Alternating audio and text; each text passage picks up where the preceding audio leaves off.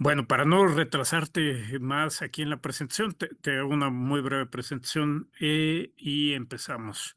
Bueno, es la doctora Stella Hartinger es directora del Centro Regional de Lancet Countdown en Sudamérica, del Centro Latinoamericano de Excelencia en Cambio Climático y Salud, CLIMA, y de la Unidad de Desarrollo Integrado, Salud y Medio Ambiente de la Escuela de Salud Pública de la Universidad Cayetano Heredia en Lima, Perú. Su experiencia incluye proyectos de salud comunitaria en poblaciones andinas, ensayos aleatorios de control, seguimiento de grandes cohortes, análisis de datos estadísticos de grandes series y la coordinación de varios estudios de evaluación de impacto ambiental, estudios de línea base y estudios de salud animal y humana en diferentes regiones del país. Actualmente se centra en temas como la neumonía, la diarrea, la malnutrición y el desarrollo infantil temprano, así como en la evaluación de los factores ambientales que potencialmente abordan tanto la salud del medio ambiente como la salud humana ambiental.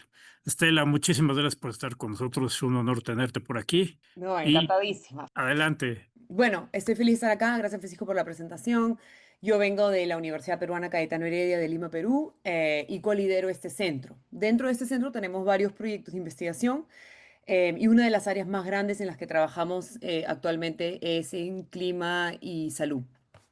Sin embargo, voy a tratar de insertar algunas de las cosas que hacemos a lo largo de la presentación para poder darle un poquito más de contexto en dónde estamos y lo que estamos trabajando. Entonces, esto es rapidísimo y esto es porque considero que ya todos entendemos que el cambio climático no es algo que no nos afecta, es algo que nos va a afectar sustancialmente. Podemos ver el incremento de las temperaturas en toda Latinoamérica. Podemos ver el incremento de incendios forestales, así como los que vimos el año pasado, que fueron devastadores, especialmente para la zona de la Amazonía. Ya también comenzamos a ver a este lado los eventos extremos, como huracanes y ciclones. Y por supuesto tenemos los dos lados de la lluvia intensa, ¿no? O la falta de. Entonces tenemos el lado de sequías y tenemos el lado de inundaciones. Estos son temas ya de día a día para nosotros en Latinoamérica. Y ahora lo que nos falta tal vez es lograr la conexión a salud y que nuestros tomadores de decisiones puedan entender que lo más importante es fijarnos en los impactos que esto va a comenzar a tener sobre la salud para poder tomar las medidas necesarias. Y rápidamente, porque estuve justo en otra presentación y siempre está esta pregunta, pero ¿acaso el planeta no tiene ciclos naturales, no se calienta, no se enfría? ¿No? Entonces, la respuesta es sí, se calienta y se enfría naturalmente. Sin embargo, lo que nosotros estamos viendo ahorita es este cambio, y lo estoy simplemente leyendo del Convenio Marco de las Naciones Unidas, este cambio climático atribuido directa o indirectamente a la actividad humana. Nosotros nos encontramos en ese espacio, en el espacio donde estamos aumentando este calentamiento global del que todo el mundo habla, a través de, por ejemplo, la quema de combustibles fósiles, la deforestación, la ganadería, que hacen que haya un incremento de gases de efecto invernadero en la atmósfera. Esto suma a la variabilidad climática natural observada durante periodos de tiempo largos. Entonces, esto es lo que tenemos que mantener en mente cuando nosotros estamos hablando de cambio climático. El siguiente gran rubro que tenemos que pensar es cómo es que la salud humana se está viendo afectada. Nosotros tenemos en el centro de esta diapositiva, que me la he jalado de la OMS en realidad, y lo que vemos con cambio climático es lo del medio. Vemos que hay un aumento de temperaturas, aumento de CO2, aumento del nivel del mar, y condiciones más extremas del clima. Ese es el núcleo de lo que está pasando, justo lo que vamos a conversar en las dos diapositivas.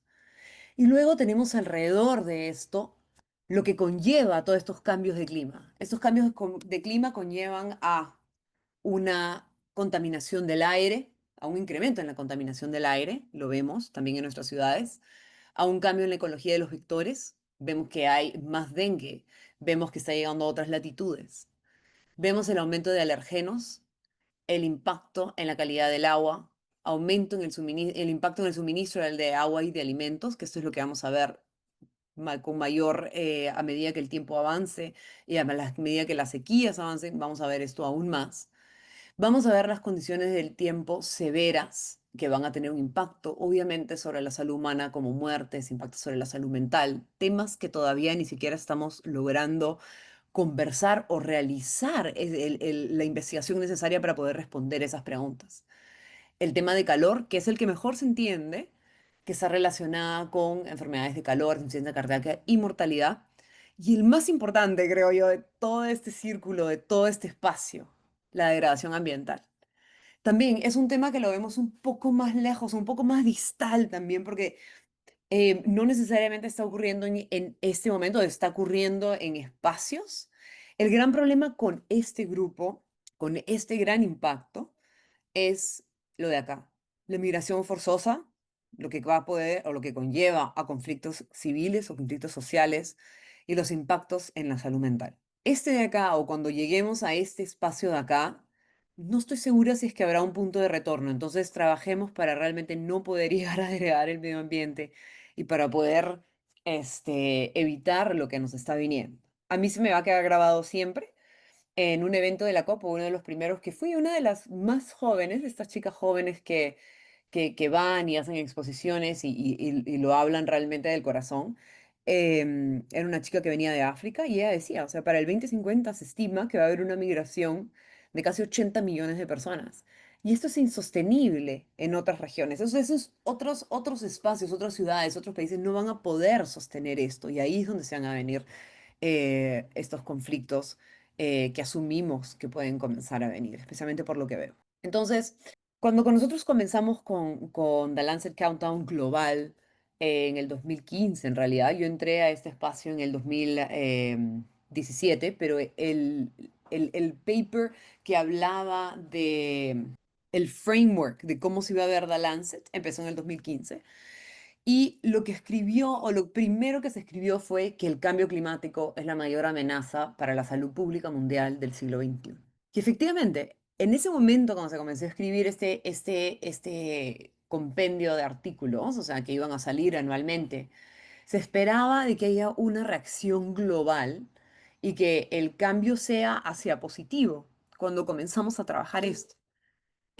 Desafortunadamente, a lo que hemos estado viendo desde que se empezó, ¿no? Desde este primer artículo hasta lo que vemos ahora, es que todo se ha ido en deterioro y que no tenemos la respuesta o los cambios a la velocidad que se necesitarían. Cuando empezamos, como les mencioné, cuando empezamos, los grandes reportes o los reportes globales se enfocaban en algunos países y dejaban de lado mucha de nuestra realidad, en realidad en Latinoamérica. Entonces se abren los capítulos regionales, ¿no? Los centros regionales, como los llamamos en Lancet. Hay uno acá en Latinoamérica, que es el que yo manejo, hay uno en Europa, se acaba de abrir uno en África, está el de Oceanía, que ahora es solamente Australia y Nueva Zelanda, está China únicamente, o solo para China, y se está buscando abrir uno también en Norteamérica. Pero México va a ser nosotros, ¿ah? No los vamos a dejar de lado. Entonces, cuando empezamos a hablar de Latinoamérica, primero teníamos que entender qué es lo que estaba pasando en Latinoamérica, hacia dónde nos dirigíamos, cuáles eran los vacíos de información y en qué nos tendríamos que enfocar para poder tener el mejor impacto sobre los reportes que comenzamos a escribir. Entonces, dentro de las primeras cosas que vimos era que nosotros albergamos los glaciares tropicales más grandes en Latinoamérica. Estos están en Sudamérica y los estamos perdiendo. Esta es una foto de un glaciar acá en Perú que ya básicamente ha perdido el 40 o más por ciento a través de este retroceso. El gran problema con esta pérdida o la pérdida de los glaciares tropicales, cosa que aún no logramos, por ejemplo, vincular esta investigación con salud, es el drenaje ácido de roca, que se va a comenzar a exponer a medida que el glaciar retrocede, la roca se ve expuesta, se comienza a oxidar, y las fuentes de aguas altoandinas, que son para irrigación, para los valles de abajo, va a estar impactada con drenaje de ácido de rocas y con minerales y con metales pesados, ¿no? Porque toda la cordillera, por lo menos el lado peruano, tiene bastante metales pesados, es hacia donde vamos. El otro gran espacio donde nos teníamos que enfocar, dado que la gran mayoría de la mitigación que está ocurriendo en Sudamérica son los bosques tropicales, la Amazonía. Entonces, uno de los grandes rubros que no estaba en el reporte global en los cuales nosotros teníamos que incluir es el tema de la expansión agrícola, eh, um, la deforestación en la Amazonía, que se incremente la ganadería y que los bosques no se conviertan en, o que dejen de ser sumideros de carbono como es lo esperado. La Amazonía es uno de los tipping points que están descritos en el IPCC, en el reporte del IPCC, y se estima de que, no, o por lo menos no se puede estimar adecuadamente qué es lo que pasaría si efectivamente logramos ese tipping point del que se habla tanto. El otro gran contexto que hay en Latinoamérica son nuestras poblaciones vulnerables y nuestras poblaciones indígenas, que han sido dejadas de lado, en los cuales no son muchas veces consideradas en los planes de mitigación, más que un nombramiento a lo vamos a hacer inclusivos o vamos a incluir las voces de, o se van a la COP, pero simplemente no hay una respuesta. Entonces, ¿cómo hacemos para dar voz a las personas que no tienen voces em, y a incluirlas en lo que estamos trabajando? Esto es un espacio complicado también, vacíos de información por todos lados, donde se tendría que empezar a generar mayor investigaciones. El otro gran rubro es el tema de las megaciudades. El 80% de las personas en Latinoamérica viven en ciudades y son lo más desordenado, sin planeamiento urbano, altas temperaturas, donde se hay mayor temperaturas en ese momento, la posibilidad de heat islands en las mismas ciudades. Entonces, mucho trabajo que se tiene que hacer acá. Y por supuesto, la desigualdad. Esta es considerada el muro de la vergüenza, está en Perú. Este lado es un barrio joven y este lado es una de las zonas más ricas de Lima y está separado por una pared, ¿no? Entonces, ¿cómo logramos quitar esto no solamente en Perú, pero en toda Latinoamérica? Entonces, cuando comenzamos a trabajar este tema, decidimos que lo mejor formato era hacer un gap analysis, hacer un análisis de vacíos de información en 4 áreas específicas. La primera área tenía que ver con impactos, exposiciones y vulnerabilidades. La segunda estaba ligada a adaptación, qué es lo que habíamos estado haciendo de adaptación en Latinoamérica hasta ese momento. La otra estaba ligada a temas de mitigación. ¿Cuáles son las estrategias de mitigación que están funcionando, que se están trabajando y que se están haciendo? Y de ahí también ver cuáles son los efectos asociados a impactos sobre la economía, cuál es el engagement entre el compromiso político y público. Finalmente tratamos de resumir qué es lo que estábamos encontrando. Este Scoping Review, este grupo de scopings se hizo para Sudamérica, dando ahora, espero que el próximo año ya para toda Latinoamérica y el Caribe, que nos estamos metiendo un poquito en el Caribe para ver si es que había un incremento de literatura en adaptación, mitigación específicamente, que era muy, muy bajo cuando lo comenzamos a hacer. Brevemente, y solamente para hablar de cuáles eran los impactos sobre la salud, exposiciones y vulnerabilidades, los resultados. Y eran pocos los resultados que tenemos en ese momento, a pesar de que parezca bastante, es relativamente poco para 12 países en el momento en que hicimos este análisis. Y la gran mayoría de los impactos estaban relacionados, o muy poca literatura en el tema de salud mental, los impactos sobre salud mental. Habían algunos que estaban relacionados con trauma, ansiedad. Sin embargo, estos estaban relacionados únicamente a eventos extremos o después de que ocurra el evento extremo. Entonces, aún nos faltaba poder entender qué es lo que está pasando fuera de eso. Y ahorita vamos a comenzar a ver un poquito más a detalle, a profundidad, a medida que vamos avanzando en los papers, qué es dónde, o dónde están estos vacíos. Los otros que estábamos viendo era el tema de impactos en salud física, mortalidad, dengue, leishmaniasis. Tiene sentido, en Latinoamérica ha habido mucha investigación acerca de enfermedades infecciosas, pero poca investigación que puede atribuir el impacto de esta enfermedad infecciosa al cambio climático. Y acá es donde entramos en el entrampado, porque literatura hay sobre el tema de clima o precipitaciones que están relacionadas con enfermedades infecciosas.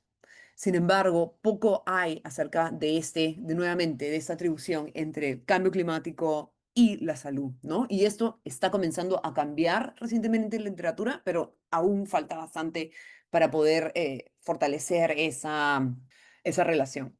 En vulnerabilidades, lo que estamos viendo es, seguimos nosotros con el gran tema de los determinantes sociales de la salud.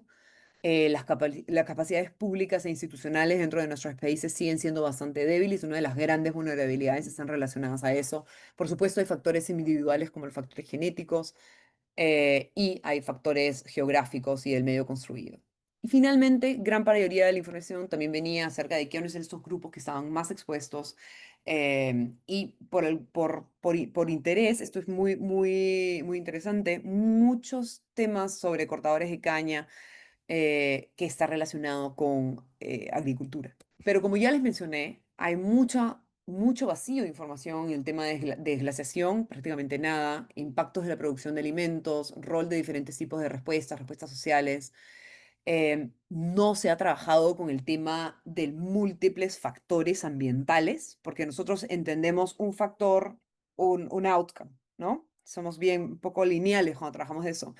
Pero cada vez más lo que estamos viendo en Latinoamérica y en el mundo es que no es solamente que está dando la inundación o está aportando solamente un fenómeno, sino que tenemos el calor, la inundación, los incendios forestales, que están sucediendo simultáneamente. Sin embargo, aún no tenemos cómo desarmar esto, o por lo menos la literatura no lo muestra.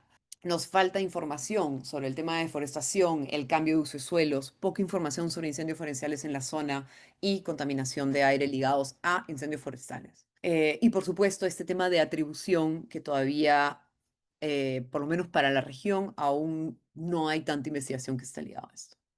El siguiente gran grupo de investigaciones las quisimos hacer para saber cuáles eran estas medidas de adaptación que se están implementando en la región, por lo menos en estos 12 países en su momento, y para poder identificar estas oportunidades para que se puedan ser imitadas y copiadas. Esto nos resultó, por lo menos en el 2022, cuando lo comenzamos a hacer, fue terrible, porque no encontramos nada. Lo que tuvimos que hacer fue cambiar la estrategia. Este no es un scoping review de literatura per se, sino que tuvimos que cambiar la estrategia y tuvimos que ir a revisar todos los planes, los NDCs en ese momento y los NAPs, los planes nacionales de adaptación, para poder identificar qué es lo que estaba pasando, ¿no?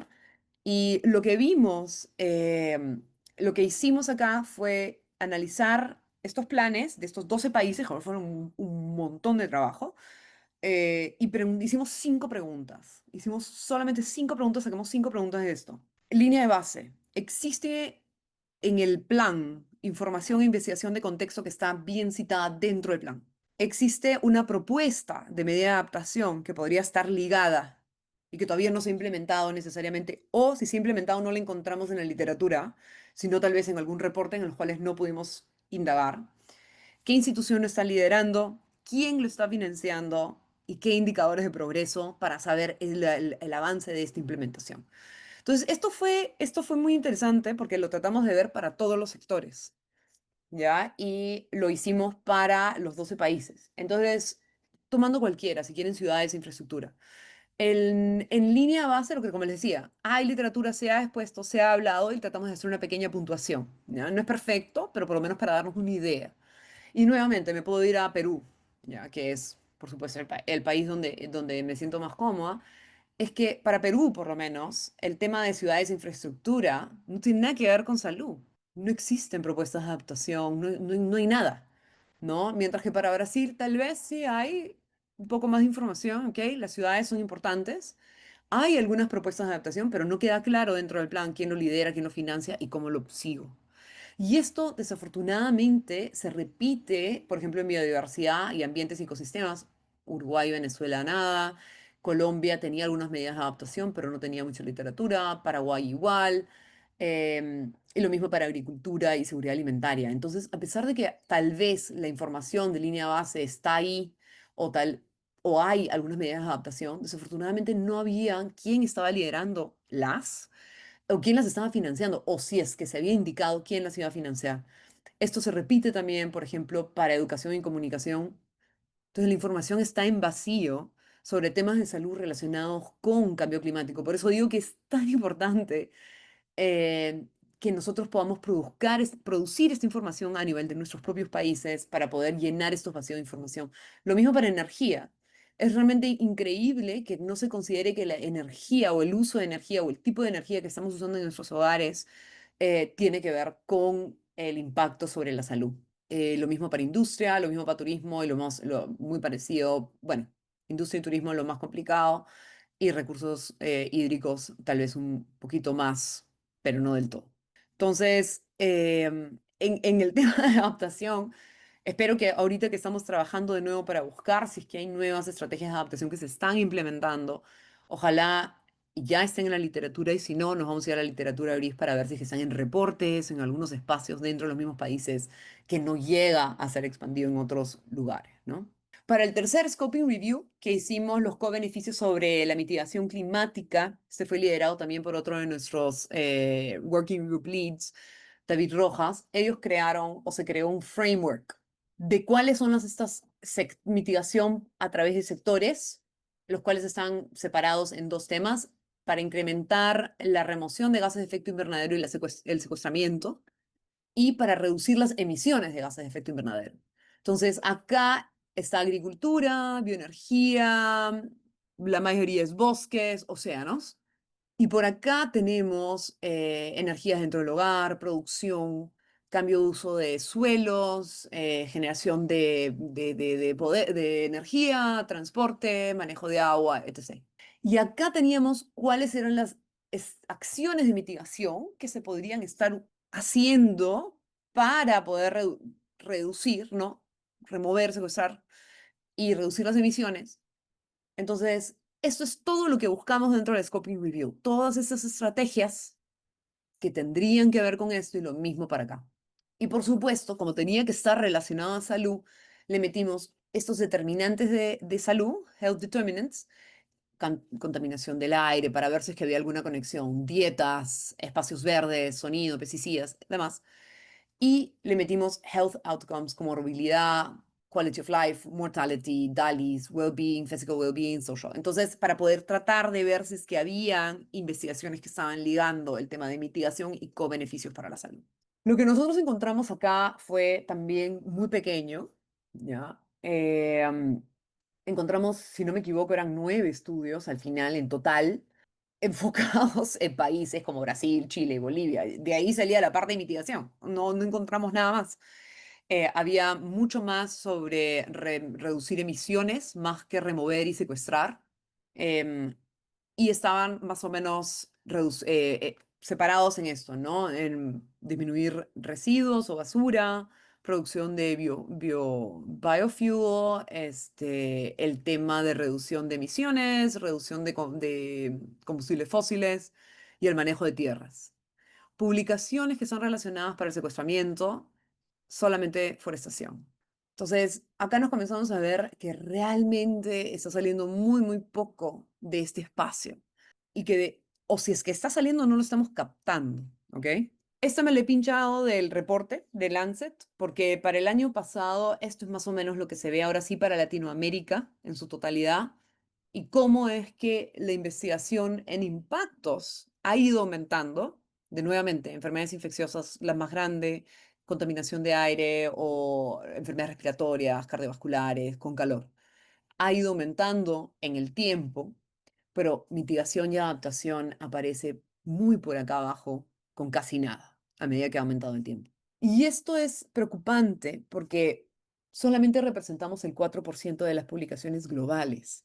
Entonces, si todo Latinoamérica, pues es para toda Latinoamérica, representamos solamente el 4% de las publicaciones globales, nuestras problemáticas no necesariamente van a ser conversadas en foros internacionales, dado que no tenemos la evidencia científica, tal vez, a pesar de que ya sabemos qué es lo que va a pasar, pero tal vez no tenemos la evidencia científica que está saliendo de la región para poder conversar de esto con mayor información. De esta serie es que necesitamos el análisis locales de temas prioritarios para poder informar políticas públicas. La investigación en salud y clima se realiza de manera aislada y la intersección no está clara, o sea, ese tema de atribución. La investigación en políticas de acción climática necesitan reflejar en esquemas de financiamiento efectivos, que es lo que vimos con el tema de adaptación.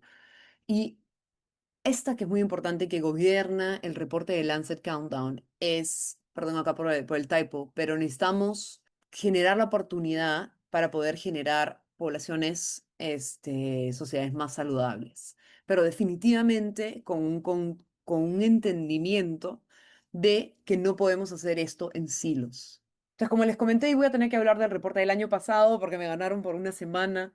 El próximo miércoles sale, el 29 de octubre sale el nuevo reporte del 2025, así que encantada de venir a presentarlo nuevamente, pero hablaremos de este acá. Como les digo, este aquí fue el segundo, el primero para Latinoamérica, pero el segundo el que hicimos desde la región y está enmarcado dentro de este espacio, de los mismos espacios que hablamos sobre el gap analysis, el reporte está enmarcado sobre los impactos del cambio climático sobre la salud, está envuelto en adaptación en salud, que acá también estamos flaqueando, que hemos cambiado para el reporte nuevo, beneficios sanitarios de la mitigación, o sea, health co-benefits para mitigación, y el contexto de economía y el contexto público, que enmarca en realidad los efectos de cambio climático. Si no cambiamos el framework o no cambiamos la manera en que pensamos cómo vamos a responder para salud eh, y incluimos a economía, ese es otro de los grandes retos ahora para nosotros, es cómo hacemos que el MEF, nuestro Ministerio de Economía y Finanzas, se llama en Perú, vea que si es que no da plata o no aposta para las medidas de adaptación que se necesitan, los impactos de cambio climático simplemente van a continuar, que es lo que estamos viendo ahorita año tras año en el global y ahora en los reportes de acá. Esto es lo mismo, simplemente es nuestro framework, que igual que los redondos que han visto arriba, que les enseñé, está puesto en el formato que nosotros trabajamos y los indicadores que tenemos. En eventos extremos, inundaciones, sequías, olas de calor e incendios. En este reporte no teníamos ni incendios ni sequías, pero ahora en el que está saliendo este año lo hemos incluido. Entonces tenemos todo un capítulo nuevo sobre eventos extremos. Y tenemos lo que se está metiendo, que es seguridad alimentaria, salud mental, enfermedades cardiorrespiratorias, lesiones y enfermedades infecciosas. Por supuesto, gobernado con nuestros determinantes sociales para la salud, los más importantes que inclusive ahorita no tenemos cómo medirlo, migración y salud mental. Así que, pero sin embargo ha salido un llamado para el global para ver cómo es que se puede incorporar esta información a través de indicadores. Entonces, ¿qué es lo que pasa a nivel global? ¿Qué es lo que pasa a nivel regional? Lo que nosotros vemos a nivel global es, o latinoamericano realmente copia lo que pasa en el reporte global. Vemos que la mortalidad aunque ha incrementado en todos los países del planeta, eso es lo mismo para Latinoamérica. Vemos que el calor está teniendo un impacto sobre la seguridad alimentaria. Vemos que 127 millones de personas adicionales cayeron en esta seguridad alimentaria a moderada y un grupo adicional a severa. Y vemos que hay una pérdida de capacidad laboral en varios sectores, como el de agricultura y construcción, que realmente son los sectores del aire libre.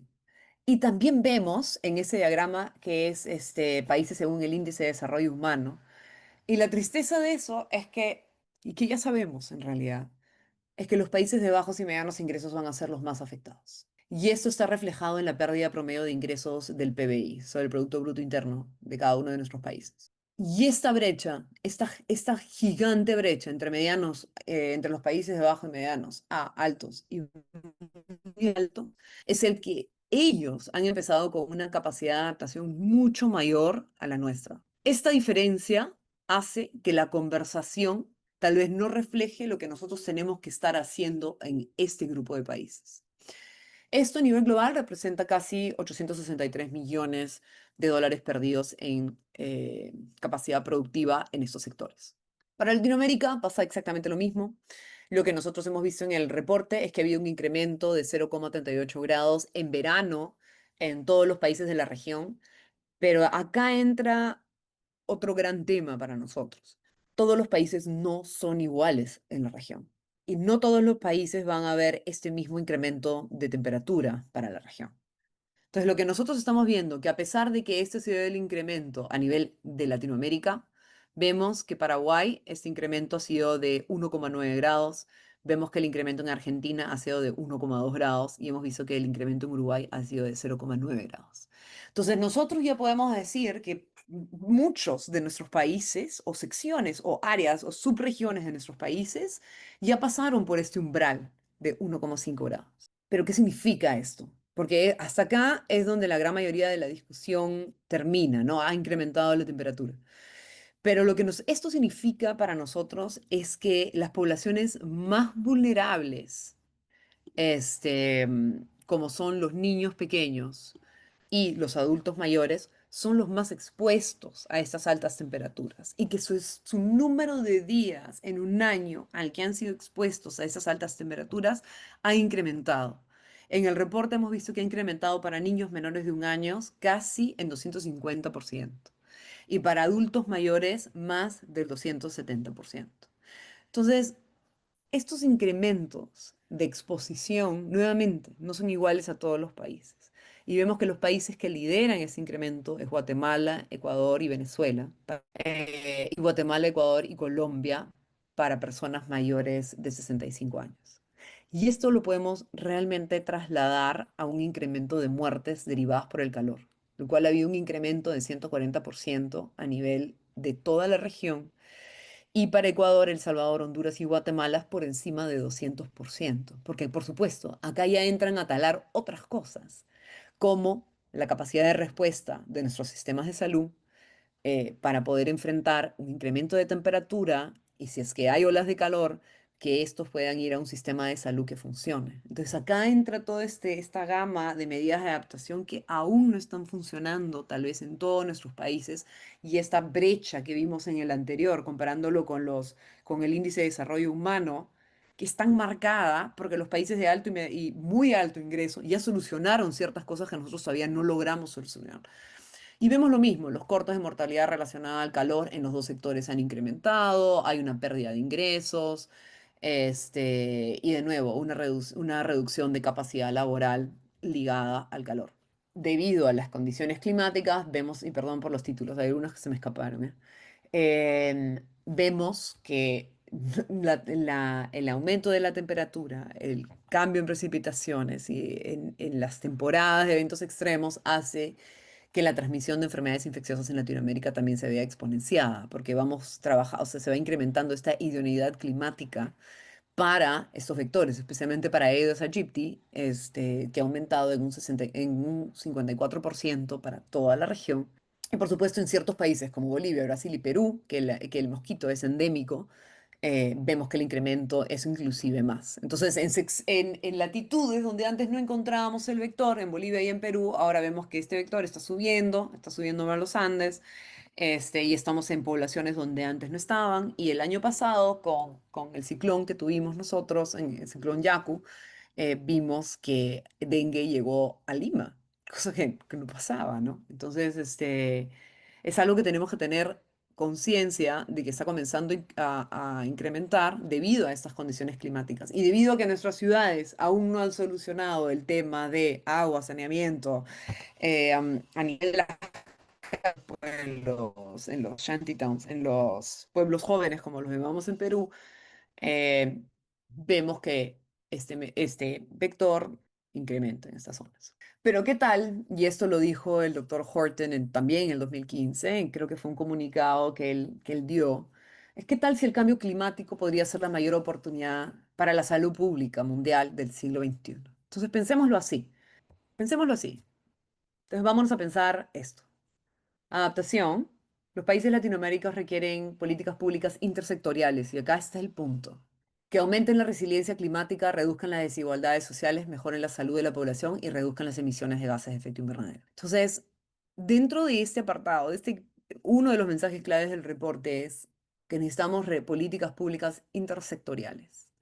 No podemos trabajar esto aislados, al igual que no podemos hacer investigación en cambio climático aislado. Entonces, ¿por qué es que nuestros países no han llegado a donde tal vez han llegado otros países más desarrollados? Entonces, creo que tenemos que separar lo que está pasando y dónde es que nosotros podemos accionar a nivel de país, ¿no? Están los efectos climáticos globales. Nosotros, desafortunadamente, en la región no somos responsables de la gran mayoría de las emisiones, pero al igual que los países en desarrollo, vamos a ser los que más afectados se van a ver. Entonces, tenemos que enfocarnos en los efectos locales. Si es que nosotros hubiésemos podido resolver los ODS que se nos vienen en 5 años, nosotros hubiésemos podido reducir nuestras vulnerabilidades sustancialmente. Entonces, ¿qué es lo que nos dicen estas ODS? Salud y bienestar, igualdad de género, agua limpia y saneamiento, ciudades y comunidades sostenibles, hambre cero, tenemos los de arriba, es acceso a energía, trabajo decente, crecimiento económico. Entonces, si nosotros hubiésemos o estaríamos más avanzados como región para cumplir estas metas, cosa que ya no estamos encaminados, nuestras vulnerabilidades hubiesen venido abajo también. Dentro de este reporte nosotros tratamos de ver cuáles son las evaluaciones nacionales de impactos, la vulnerabilidad y adaptación que se han venido haciendo Y nos encontramos de que hay pocos países en su momento que lo han desarrollado adecuadamente, ¿no? A nivel de país. Esto está cambiando porque para la COP, que es en noviembre, en teoría, todos los países deberían estar entregando sus NDCs o sus Non-Determinant Contributions eh, con metas más ambiciosas. Entonces, esta evaluación está un poquito retrasada, pero hasta ese momento solamente Brasil y Guatemala eran los que habían presentado un informe completo sobre esta evaluación. Sin embargo, si veíamos y nos fuimos a cada uno de los países a mirar un poquito más de detalle, vimos que Argentina y Panamá tenían. Argentina en su momento tenía hasta el programa de apoyo preparatorio para el Fondo Verde para el Clima, que lo estaba liderando otro colega, ¿no? Y es una pena que esto se detuvo, pero la idea era que se vuelva un país más resiliente frente al clima. Y de nuevo, los planes nacionales de adaptación para el sector salud solamente los veíamos en Brasil, Chile y Uruguay. Ojalá que esto también esté cambiando. De nuevo, con las siguientes evaluaciones podríamos ver qué cosa es lo que se ha llevado a cabo. Pero ¿por qué esto es tan importante? Y aquí me estoy robando otra diapositiva de la Organización Mundial de la Salud, en donde ellos enmarcan cómo es que se debería de ver un sistema de salud clima resilientes y por qué es importante. Está dentro de los 6 pilares del sistema de salud, pero le han agregado algunos temas que son sumamente claves, especialmente en este lado, en la información climática y en el service delivery. En ese lado de información climática está el tema de vulnerabilidades, capacidad y adaptación, evaluaciones, el monitoreo y sistemas de tempranos, early warning systems, sistemas tempranos de riesgo, y investigación en cambio climático y salud. Y a este lado le han agregado preparedness, que ya estaba, Climate Informed Health Programs, programas climáticos informados, y el manejo de determinantes ambientales para la salud. Entonces, si nosotros logramos que nuestros sistemas de salud incluyan esto, podríamos realmente reducir los impactos que se tiene o que vamos a comenzar a enfrentar. El reporte de este año está tratando de enmarcar cómo es que nos encontramos pensando en estos bloques para el sistema de salud latinoamericano. Y eso es solamente un ejemplo que les puedo dar de un servicio de información climática para la salud, de 2 estudios que nosotros hemos sacado. Y esto es interesante para mí, porque esta información viene de data reportada por cada uno de los países, ¿no? Y acá tenemos países que responden que el país integra información meteorológica en sus sistemas de salud. El único país que dice que no es Bolivia, es Brasil, y es el único que sabemos que tiene un observatorio de clima y salud que en teoría funciona bastante bien. Y yo sé que mi país, Perú, no necesariamente está haciendo esto en el formato en que se debería de tener. Y lo vemos porque cada vez que tenemos un evento del niño, a pesar de que el niño es un evento climático continuo para nosotros en la región y que ocurre cada 2 a 7 años y que viene con diferentes niveles de intensidad, lo que vemos es que no tenemos un nivel de preparación necesario para poder enfrentar esto. Entonces, o tenemos que comenzar a sincerar la información que están saliendo de nuestros países, o tenemos que hacer un mejor formato para poder tener sistemas de alerta temprana que funcionen. Otro gran rubro en los cuales nos vamos a enfocar ahora son las evaluaciones de riesgo a nivel de ciudad y cómo es que las ciudades están respondiendo frente al cambio climático. Porque ahorita nosotros pensamos en una normativa nacional, pero el que tiene que accionar es el subregional, las ciudades, las municipalidades, las provincias, los distritos, las comunidades. Ellos son los que tienen que tomar lo que se está viendo, lo que se está implementando, lo que se está normando y tratar de llevarlo a cabo. Entonces, este es un cuestionario también que es un cuestionario voluntario, por lo que no puede ser que esté reflejando todo, ¿ok? Pero dicho eso, solamente tenemos 268 municipalidades o municipios que hayan completado esta encuesta, que corresponden a menos del 2% de las ciudades en Latinoamérica. Entonces, a pesar de que sea voluntario y que tal vez no todas las ciudades tengan la capacidad para responder, eso nos da más o menos una idea de o que las ciudades no están al tanto que se tiene que hacer esto, que cambio climático no es algo que está tan metido o que simplemente no se está pudiendo concretar esas evaluaciones. Pero de los países que lo hicieron, por ejemplo Perú, ¿no? 5 de las casi 1.800 unidades administrativas que podrían haberlo completado, solamente fueron 5, y están en las ciudades más grandes, como Lima, Arequipa, Cusco.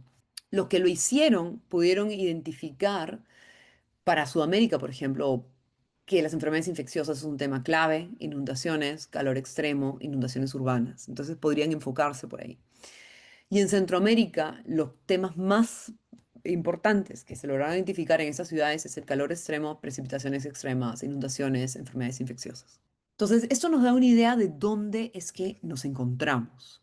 Tenemos un indicador adicional en el reporte que trata de ver los espacios verdes urbanos para ver si es que efectivamente, qué es una medida de adaptación a nivel de ciudad interesante.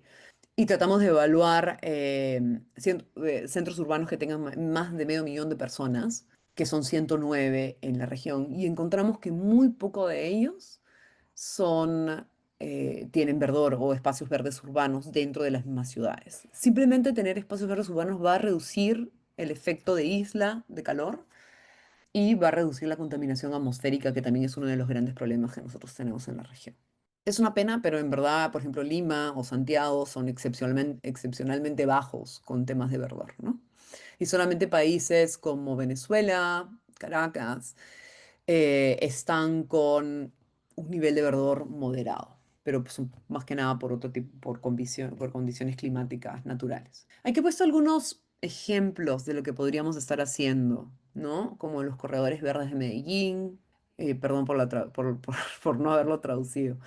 Y puede mejorar, o sea, esos corredores verdes que ellos pusieron, que al final fueron 65 hectáreas con casi 10.000 árboles que lo pusieron, ¿no? Y la razón por la cual comenzaron a hacer esto es porque se estimaba que para Medellín, 150 días al año para el año 2040-2050 iban a exceder el umbral de 29 grados centígrados.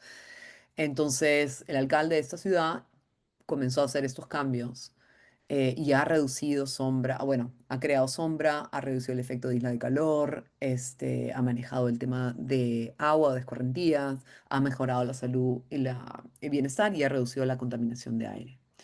Otras soluciones que podríamos estar pensando pueden ser soluciones basadas en la naturaleza, que ahora estamos hablando mucho acerca de esto para poder aprovechar los ecosistemas, para desarrollar la resiliencia y la capacidad de adaptación en ciertos lugares.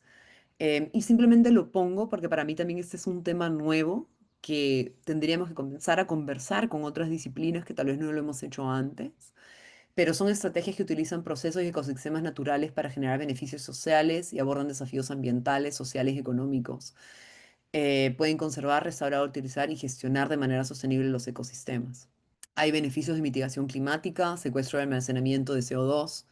Se pueden evitar emisiones, hay beneficios para la adaptación climática, reduce los impactos de inundaciones, la calidad de agua y tiene co-beneficios para la salud, como salud mental. Es muy interesante porque mucha gente habla de salud mental y es un tema que todavía no logramos que funcione, que esté en la literatura tan prominente. Este es otro de los sistemas de una experiencia que sí ocurrió en Perú, que ocurrió en un ecosistema de montaña que se llama los Yauyos Cochas en Perú, y se logró mejorar los bofedales en esa zona, haciendo que haya una mejor gestión de agua en cuencas, hubo una reducción de vulnerabilidades a sequías, em, hubo una reducción de vulnerabilidades a incendios estacionales que hay acá en la época seca, aumento de ganadería y aumento en producción agrícola. Entonces, esta es una estrategia que funcionó, es una comunidad bastante alejada. Pero, ¿qué es lo que deberíamos tal vez estar haciendo acá? Hicimos una pequeña encuesta hace algunos años para poder explorar las percepciones y el conocimiento sobre el cambio climático en la región.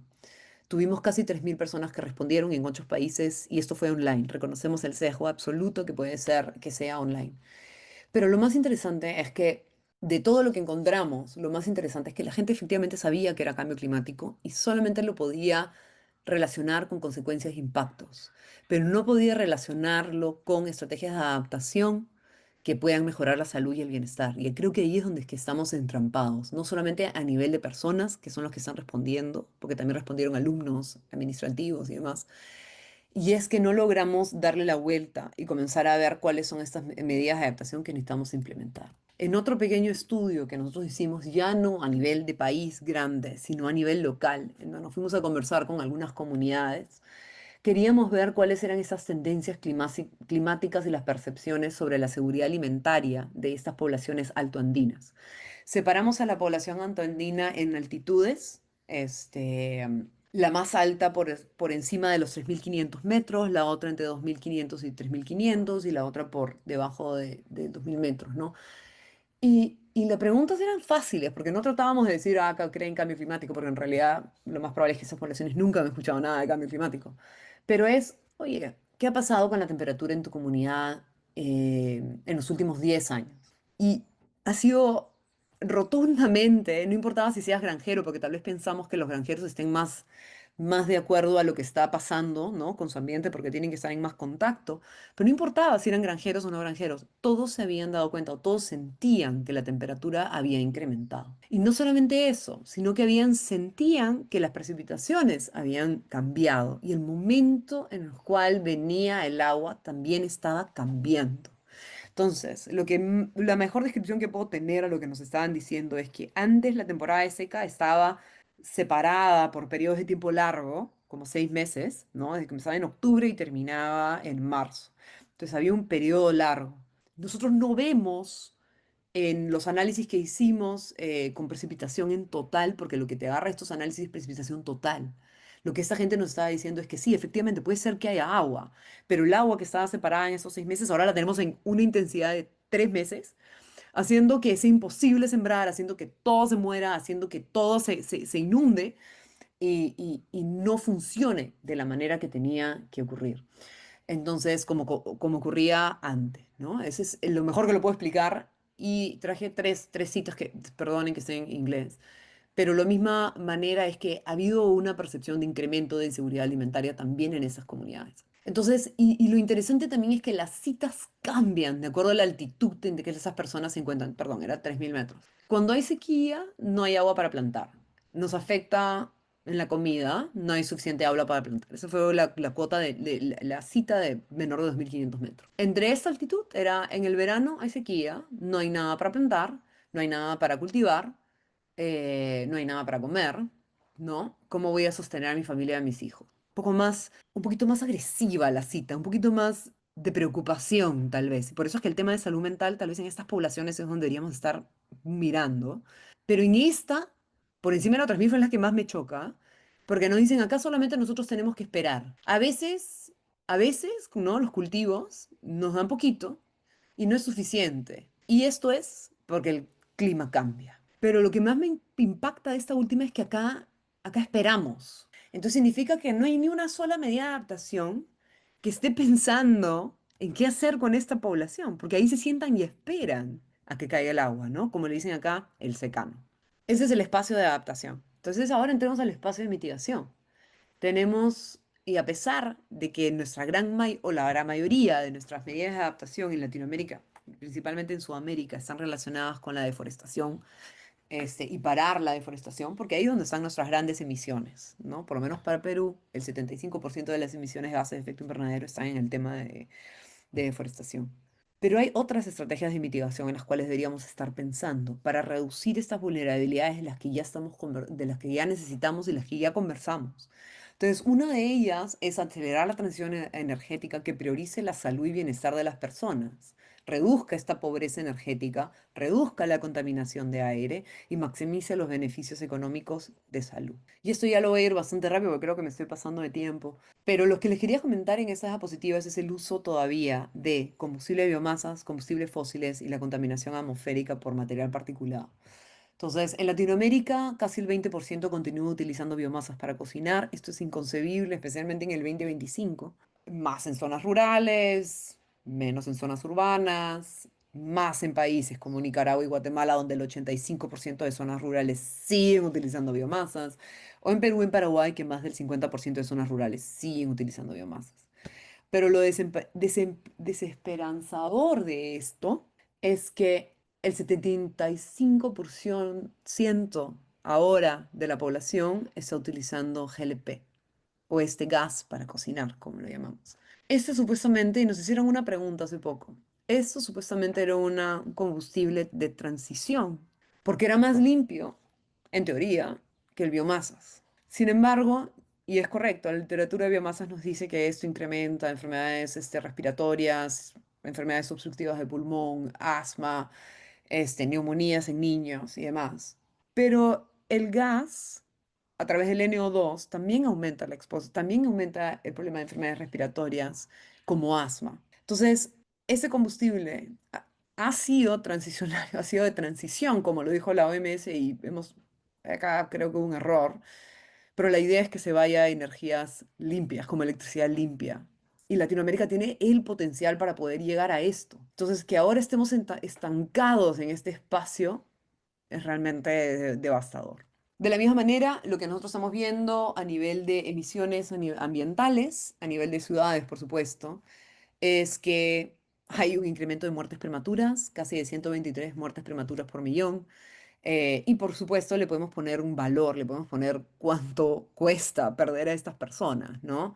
Cuesta el 0,61 del GDP, que es el Producto Bruto Interno, y equivale a casi 6,6 millones de personas, el ingreso de casi 6,6 millones de personas. Y el sector que nos lleva a esto es el sector de transporte y el sector de hogares, donde se encuentran la mayor cantidad de emisiones de PM2,5. Cosas que podríamos resolver rápidamente si es que hubiese un poquito de voluntad política. En la pérdida de cobertura vegetal, que ese es uno de los indicadores nuevos que pusimos el año pasado, porque era tan importante, como les mencioné al comienzo, comenzar a pensar en la Amazonía, lo que vemos en este es que la razón por la cual estamos perdiendo esa cobertura vegetal está relacionado a deforestación por commodities y el cambio en agricultura, que es prominente en Venezuela, en Nicaragua, en México, con ustedes, en Guatemala, en Honduras, en Colombia.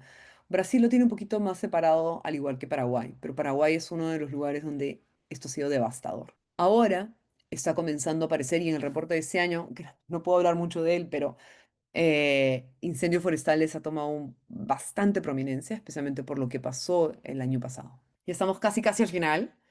Lo que le quiero comentar acá es que no se puede hacer todo lo que queremos hacer, todos los cambios que necesitamos hacer, si es que no está todo el mundo comprometido.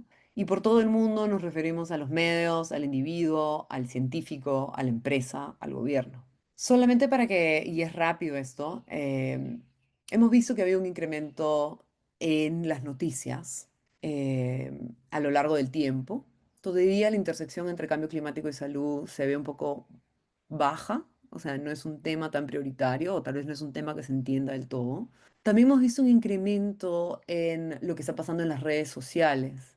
El problema con ese indicador, a pesar de que hemos visto ese incremento de casi 400%, el problema con ese indicador es que no sabemos si es que esta conversación ha sido positiva o negativa, si va para el lado del negacionismo o si va para el lado de, el cambio climático está teniendo un impacto.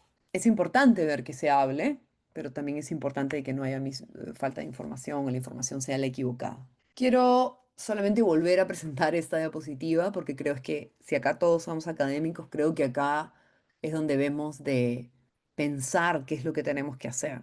Y acá lo que tenemos que hacer para cambio climático es, por supuesto, que hacer investigación. De nuevo, si somos investigadores, nos apasiona hacer investigación por investigación, por tener una pregunta, una respuesta a la pregunta que tenemos en la cabeza. Pero es importante que comencemos a pensar cuáles son esas investigaciones que faltan, dónde es que debemos de estar enfocando nuestros esfuerzos, a dónde debe ir el financiamiento, que ya de por sí es bastante poco. Ese es otro de los indicadores que vamos a sacar este año en el reporte global. Y exigir que venga más financiamiento a nuestros gobiernos con el tema de cambio climático. Hay un futuro próspero todavía, esa diapositiva me la jalé del reporte del año pasado del Global, ellos también lanzan su reporte el próximo año. Y dijeron que todavía hay un futuro próspero, todavía está a nuestro alcance, pero tenemos que hacer todo esto para que esté a nuestro alcance. Entonces, obviamente no voy a leer todo esto, pero eran 11 prioridades. La primera era acelerar la mitigación, priorizando intervenciones del sector energético y sistema alimentario para que puedan fortalecer los beneficios de la salud. Promover el liderazgo del sector de salud, implementando acciones que promuevan la salud frente al cambio climático. Acelerar la adaptación transformar los sistemas financieros para respaldar un futuro saludable y sostenible, y incrementar los recursos y el apoyo para continuar ampliando la base de conocimientos y compromisos en la salud de cambio climático. Los invito a ser parte del reporte que sale la próxima semana y con eso termino la presentación. Gracias. Muchísimas gracias, Estela, por esta visión regional que nos da sobre la investigación en cambio climático y salud. Creo que no dejaste piedra sin voltear. Y hay, No. hay una cosa que, pues, creo que igual que a ti me duele muchísimo cuando veo todos estos números, ¿no? Platicábamos cuando estabas aquí en México, que de acuerdo a un estudio en México, en todos los temas de cambio climático en los últimos 30 años hay 1,800 artículos científicos, lo que equivale a, pues, a 30 personas produciendo 2 artículos por año por 30 años, ¿no? Entonces, el nivel de esfuerzo realmente no corresponde con, o el nivel de recursos que se dedica a esto no corresponde con la urgencia que claramente tenemos con este problema, ¿no? Y que además no es una cosa del futuro, sino lo tenemos enfrente y todos los días nos da pruebas de vida, ¿no? De que es un problema grave el que tenemos. ¿Cómo le hacemos? O sea, me gusta mucho toda esta visión que tienes, y además es de toda la región, pero además es en el tiempo. Entonces, ¿has visto que esto vaya mejorando? ¿Estamos avanzando? ¿Qué cosas son las que más te preocupan a ti? ¿Cuáles son las que más te entusiasman como, digamos, una señal de que vamos mejor? No Esa sé, cuéntanos. es una buena pregunta, Francisco. Y es una pregunta muy difícil. Y me han dicho que tengo que ser más positiva cuando expongo, así que una buena pregunta porque me estás ayudando a entrar en ese formato. Lo que nosotros vemos, o por lo menos lo que yo he visto, en el reporte desafortunadamente los impactos sobre la salud, no. O sea, lo que vemos es que vamos empeorando. Desafortunadamente por ahí no va el cambio.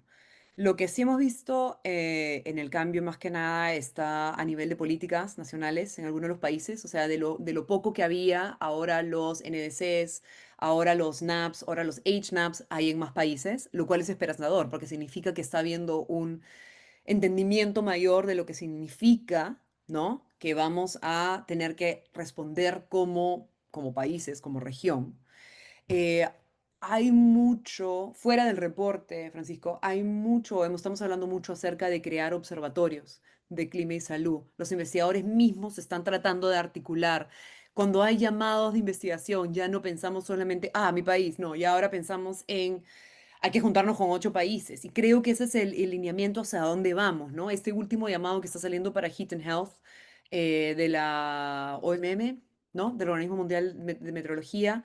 O sea, ya te exige pensar en 8 países, entre ministerios, intersectorial, ya con los mismos ministerios con los que conversamos, a diferencia de muchos años atrás, ya están hablando, no, esto hay que hacerlo con el Ministerio de Ambiente. Entonces yo creo que por ahí va la parte positiva. Los países mismos creo que se están trabajando para armarse. Sin embargo, y yo sé que yo meto mi lado medio negativo, no veo voluntad política absoluta, ¿no? Este es un tema de voluntad. Si es que ponemos los recursos, lo podemos lograr. Eso es mi opinión al final. No sé Muchas si te gracias. respondí, Francisco. He tratado de No, responder de lo claro que mejor sí, posible. sí. Este, muchas gracias. Bueno, me gustaría platicar mucho contigo, ya lo haremos, Sí, ya lo haremos, ya lo en haremos. algún momento. Tenemos aquí preguntas, de las personas que nos hacen el favor de escucharnos y, por ejemplo, nos preguntan desde Facebook, ¿qué Ujú. factores cree, que son los principales responsables de que en Latinoamérica no podamos avanzar al mismo ritmo que en otros países? Es más o menos lo que me acabas de me acabas de Sí, preguntar, ¿no? O sea, te la combino con la que sigue. ¿Cómo ya. articular la salud y el cambio climático cuando el mismo sistema de salud no integra políticas relacionadas? Incluso de las NDCs no tienen aspectos de salud y cambio climático. Esto también está relacionado con lo que me decías. No sé si quieres comentar algo. Esas son muy buenas preguntas, como les mencionaba. Vamos a seguir haciendo el análisis ahora que se entren supuestamente todas las NDCs. Vamos a volver a hacer el mismo análisis que les enseñé durante la presentación para ver si es que se está incrementando un poquito más temas de relevancia con salud. Nosotros, como Lancet, nosotros somos un poquito knowledge broker, ¿no? Entonces, generamos evidencia, pero no necesariamente, y tratamos de estar en espacios como este con diferentes ministerios para poder darle información. Algo que todavía no logramos, Francisco, y que tal vez sea uno de nuestros deficiencias y que tal vez pueda responder un poco a esto es, todavía no logramos que los tomadores de decisiones cojan necesariamente toda esta información y la usen como base para comenzar, que ellos comiencen a trabajar con sus ministerios de Economía y Finanza para que vean la importancia y para que den fondos para esto. Ese es el primer nivel que creo que todavía hay un vacío, a pesar de que tocamos las puertas. O sea, en verdad es un trabajo de hormigas y con partners como tú, Francisco. O sea, tú has hecho las ONCs ahorita en México o has estado en el grupo, ¿no? Entonces, poco a poco hay más personas que están metiendo estos temas tan importantes dentro de este marco. Entonces creo que eso es importante. Pero otro de los grandes temas que creo que estamos fracasando y que tenemos que ponerle un montón de fuerza ahora es el tema de ciudades. Porque a pesar de que esté la política pública puesta en marcha, como lo mencioné, ¿no? El que lo tiene que llevar a cabo es la municipalidad, el gobierno regional, para Perú, el gobierno regional, la municipalidad provincial, el distrital. Ellos son los que tienen que agarrar, hacer sus propias evaluaciones de vulnerabilidad y comenzar a aplicarlo. No todo es porque no lo quieran hacer, hay gran parte es que no saben cómo se hace. Entonces, eso también recae un poco en los investigadores o tratar de que la información que tenemos sea más sencilla de entender, cosa que nos toma difícil a veces lograrlo, pero no. Y cómo hacemos que la información que estamos produciendo tenga un sentido para ellos. Tal vez por ahí es algo, no hay que echar la culpa solamente a un lado, ¿no? Porque son todas las aristas, como mencioné, o sea, somos todos. Entonces, tal vez de nuestro lado, ¿cómo lo traducimos mejor? Del lado del gobierno, ¿cómo nos escuchan mejor? Del lado civil, cómo nos aliamos con gente para que puedan dar estas voces que faltan, ¿no? Y yo creo que ahí tocas un tema súper importante, el de las ciudades, ¿no? O sea, la gran exposición que tenemos, la gran vulnerabilidad, los grandes riesgos que convergen en ciudades Mm, y también las grandes oportunidades, digamos, porque las ciudades, desde la parte de mitigación, empezando por ahí, pues tenemos ahí el 78% de las emisiones y tiene un poder político como para cambiar estas cosas, ¿no? mm, Entonces, aquí te lo ligo con dos preguntas. ¿Qué medidas sustentables se implementaría en un primer acercamiento para las grandes ciudades? Y el mm. caso, digamos, opuesto, ¿cómo se involucran las zonas rurales que prácticamente somos invisibles ante las instancias gubernamentales ante los cambios climáticos? Creo que estas dos preguntas son demoledoras, ¿no? Sí, vamos por las rurales porque es donde, o sea, fuera de lo que yo trabajo en el reporte global, articulando en verdad, y acá hay que mencionarlo, ¿no? Somos 41 personas las que estamos trabajando en este reporte, de diferentes disciplinas.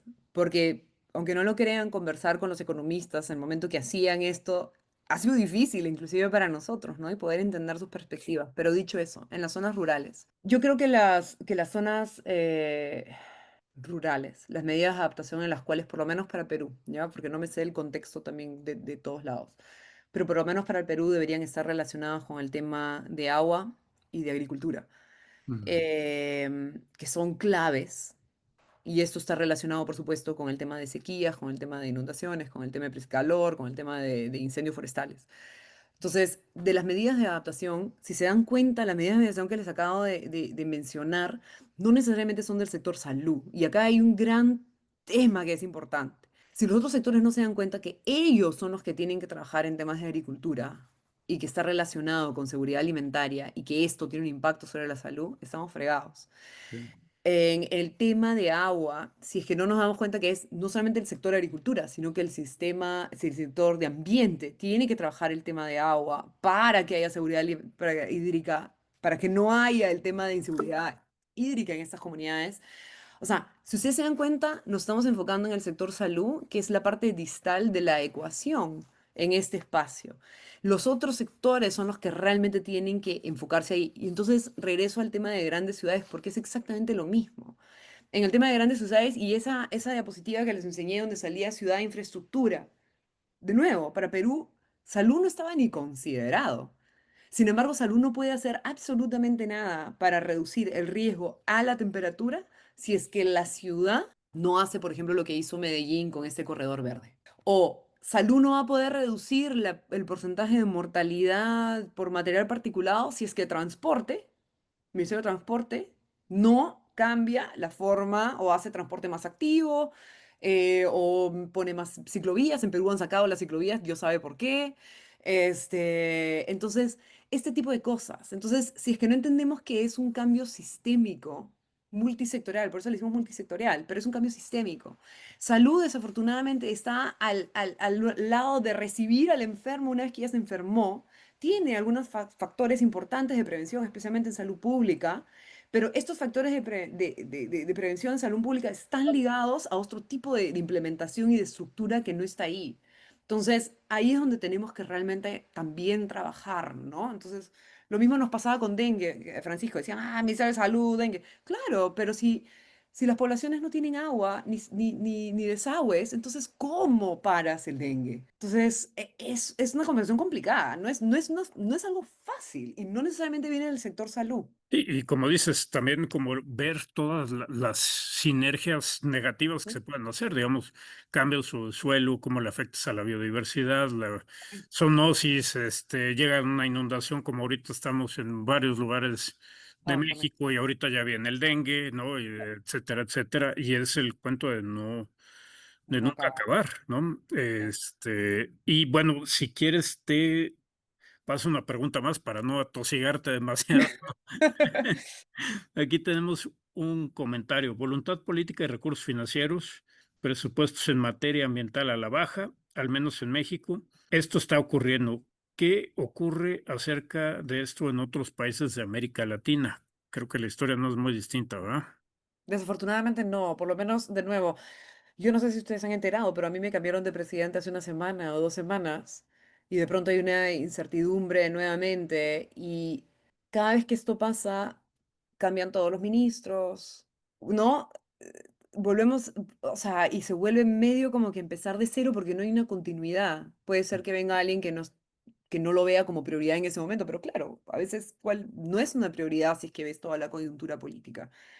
¿No? Entonces, tal vez nosotros como académicos o como parte de la gran sociedad civil en la que pertenecemos, o sea, ser más consciente de a quiénes elegimos, exigir que haya una agenda ambiental detrás, tal vez es algo que nosotros podemos empujar o fomentar, ¿no? También como investigadores, sí, pues un poco líderes en este tema en la sociedad. Yo no tengo todas las respuestas, definitivamente, Francisco. No, y además de los que elegimos, pues los que no elegimos, pero que de cualquier manera tienen unas consecuencias brutales, ¿no? Digamos, Bueno, tal cual. ahorita, pues todos los cortes en presupuesto, en los proyectos que muchos de nosotros participamos con Ujú. gente de Estados Unidos y de pronto desaparece ese proyecto o el ataque pues la NASA, la generación de datos y todo esto que desafortunadamente, pues somos muy dependientes porque en nuestros países, pues faltan presupuestos, falta decisión como para que estos datos funcionen, para que tengamos estos insumos básicos, ¿no? Correcto. Entonces, híjole, complicado, muy Sí. complicado. Bueno, pues te agradezco enormemente, Estela, que hayas estado con nosotros. Perdón por la demora, te juro que tenía otro horario en la cabeza. Y por eso es que algunas de mis diapositivas están en inglés, porque no me dio tiempo para cambiarlas, Francisco. No, no te preocupes, al contrario, muchísimas gracias. Creo que nos dejas con una visión complicada, pero digamos muy bien informada sobre qué es lo que está pasando en términos de salud y cambio climático en nuestra región. Ay, Muchísimas gracias. gracias, Estela. Te mando un abrazo y a ver si Gracias. hacemos el evento del countdown aquí en México también. Sí, encantadísima. Tú dime, o sea, yo creo que este fin de año está complicado, pero para el próximo año de todas maneras. Perfecto, excelente. Chao a Muchísimas todos. gracias. Hasta luego.